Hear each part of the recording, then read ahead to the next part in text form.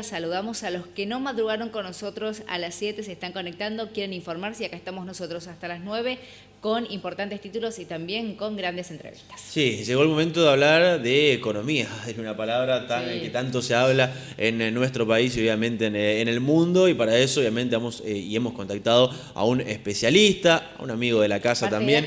Hace mucho no lo teníamos, así que vamos a dialogar con el economista Marcos Montiel. Marcos, bienvenido y muy buenos días. Buen día, ¿cómo están? Bueno, un placer. Gracias por llamarme. Un placer charlar con vos, Marcos. La verdad que queríamos preguntarte, tenemos muchos temas para consultarte, pero quería empezar preguntándote justamente con respecto a cómo ves hoy en día la economía en nuestro país. Bueno, por empezar, la persona está ahorrando en este momento porque hay una incertidumbre hacia adelante de saber si se va a quedar con trabajo o sin trabajo, para ver cómo va a arrancar la macroeconomía también, este tema de los bonistas que lograron la deuda, pactar un plan de pago, va un poco más de incertidumbre. Pero aún así el dólar se disparó bastante y la mayoría de las cosas está evaluado por el dólar blue. Inclusive en algunas demandas cotizan con el dólar blue. Es un poco ridículo, ¿no?, que la propia justicia cotice alguna demanda con el dólar blue. Pero en definitiva, la economía doméstica va a costar para que arranque. En algunos sectores como el turismo va a costar un poco más. Los comercios, porque aunque liberemos el comercio, las personas todavía tienen miedo de contagiarse, de concurrir a lugares donde haya muchas personas. Así que, en definitivo, pienso que va a arrancar cerca del fin de año. Va a ser bastante lento. Pero también hay que acostumbrarse a esta nueva forma de vivir, esta nueva forma de trabajar, porque de nada sirve, desde mi punto de vista, ¿no?, que habilitemos a un bar y que no habilitemos la justicia o ATP o AFIP y el contagio provenga de ir a tomar una cerveza y no de trabajar. Se vuelve ineficiente el sistema de esa forma, vuelvo a repetir, desde mi punto de vista. Así que eso tendríamos que rever y otra vez de vuelta a usar la pirámide de Maslow, que siempre repito que hay que pegar en todas las puertas, que es la que nos limita o nos dice qué satisfacer primero, ¿sí? Y, por supuesto, con esto no quiero decir que los restaurantes no vuelvan a su actividad, sino que tengamos más precaución. Y vuelvo a repetir, acostumbrarnos a un nuevo estilo de vida. Marcos, y sobre todo hay mucho temor con respecto a lo que va a venir, no estos meses desde marzo donde, bueno, la actividad fue nula o escasa, sino también que la gente tiene miedo con respecto a cómo va a estar el año que viene. Entonces hay un mayor temor de gastar lo poco que se tiene. Queremos cuidar porque no sabemos lo que va a venir. Exacto, sí, la verdad, como te digo, mucha incertidumbre. Uno, porque a veces el gobierno no da mensajes claros. Y vuelvo a repetir, tampoco podemos vivir escondidos en una cueva. Hay que salir a afrontar el problema, hay que salir a trabajar, hay que hacer planes para que el trabajador concurra de su casa al lugar de trabajo, que no pare la producción. Hay que reactivar la producción porque gran parte del mundo está parado como nosotros y también le cuesta arrancar. Y nosotros somos un país agroexportador y en definitiva exportamos alimentos básicamente. Y hay una gran oportunidad de despertarnos antes, ya que tuvimos la oportunidad también de haber tomado una buena decisión de comenzar antes la cuarentena. Pero ahora estamos entre los 10 países con más contagios, así que habría que buscar un equilibrio entre volver a trabajar y la cuarentena propiamente dicha, que la gente está cansada también de estar en su casa. Yo diría que hay que volver a trabajar, tener cuidados. Es la única forma que se reactive el país, creciendo. Otra forma no hay.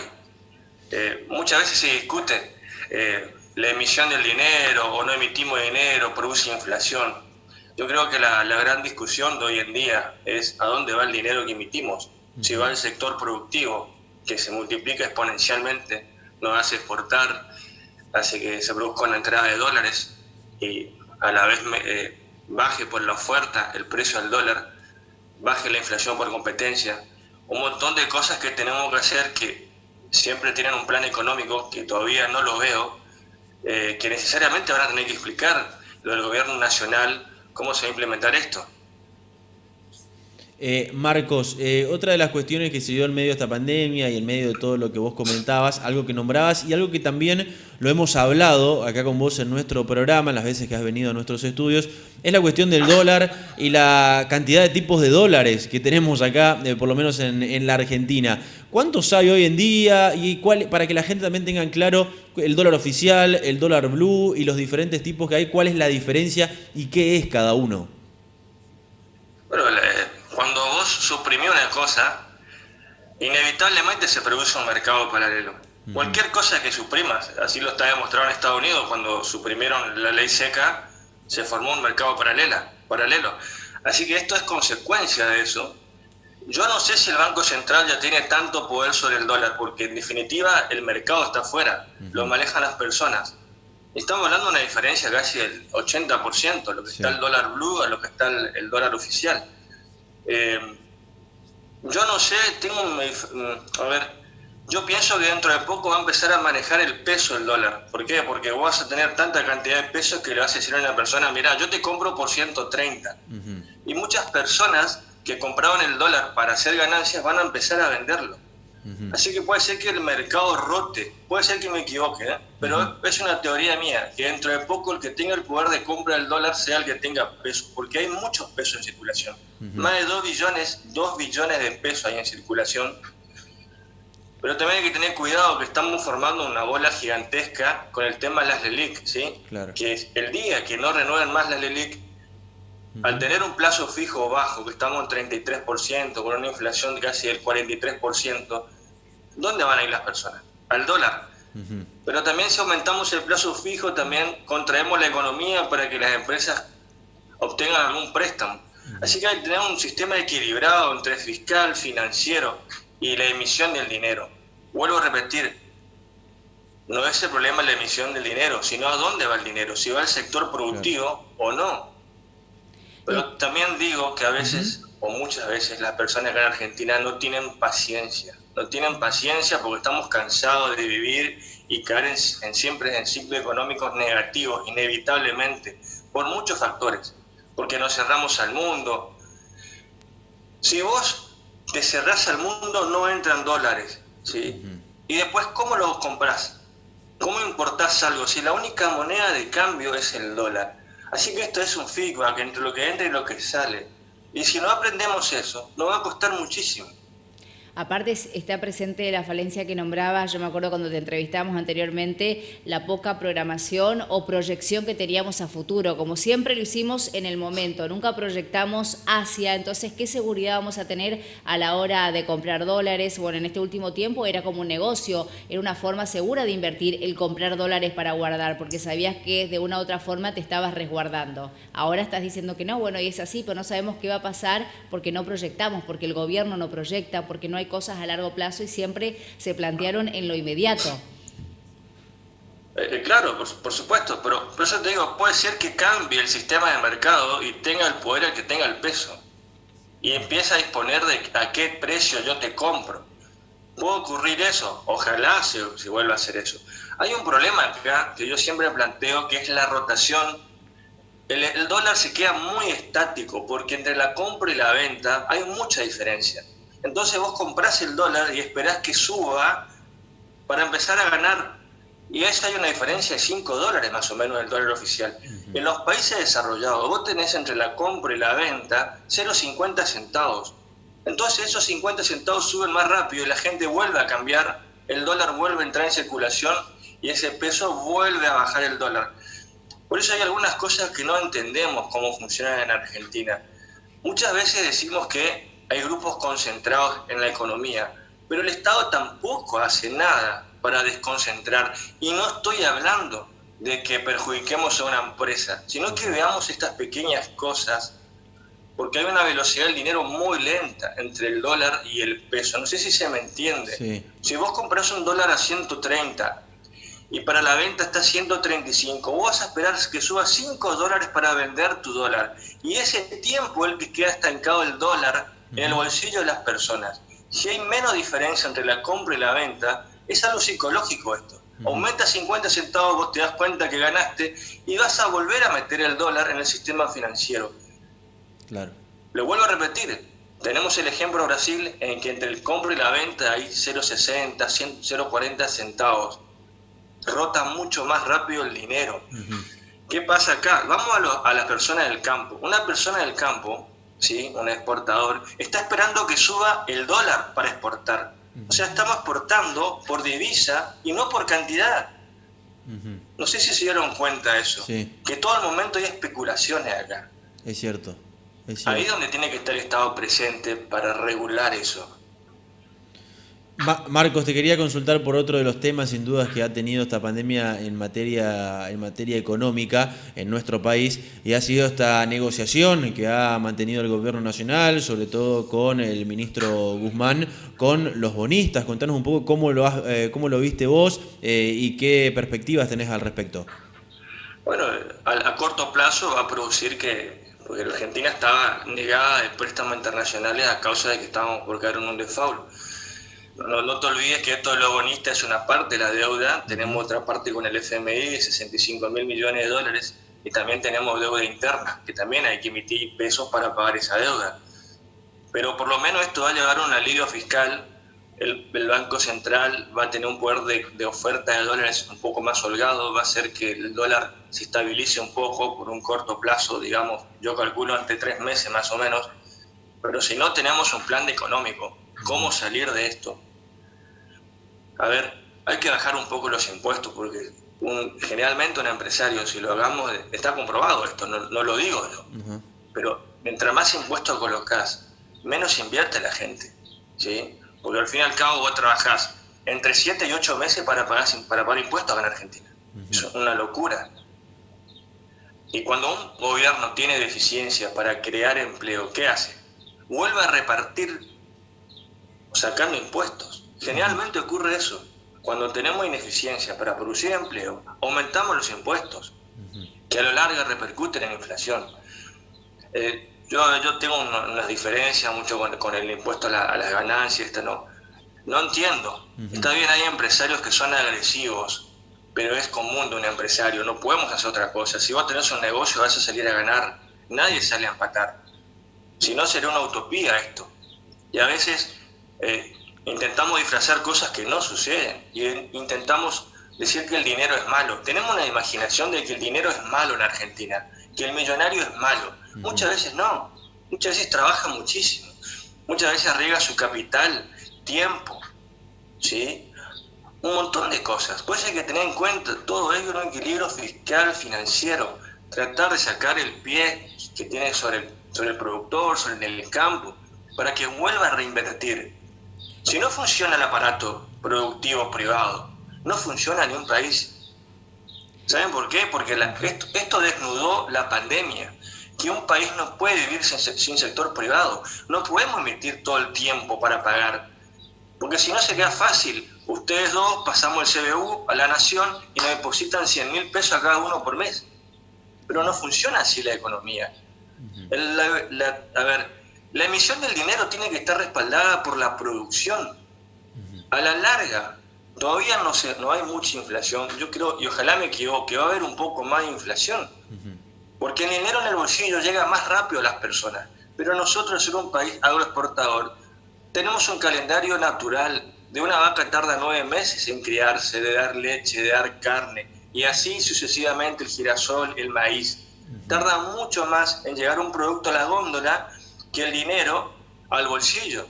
Cuando hay más dinero que producto, las personas se pelean por ese producto, por ende el que tiene el producto se da cuenta que hay dinero y aumenta el precio. Igualmente vamos... Es una matemática simple de cómo se produce la inflación, pero tras de todo eso tiene que estar el Estado, pero no regulando los precios, sino aumentando la producción. Para mí la inflación se baja por competencia, ¿sí?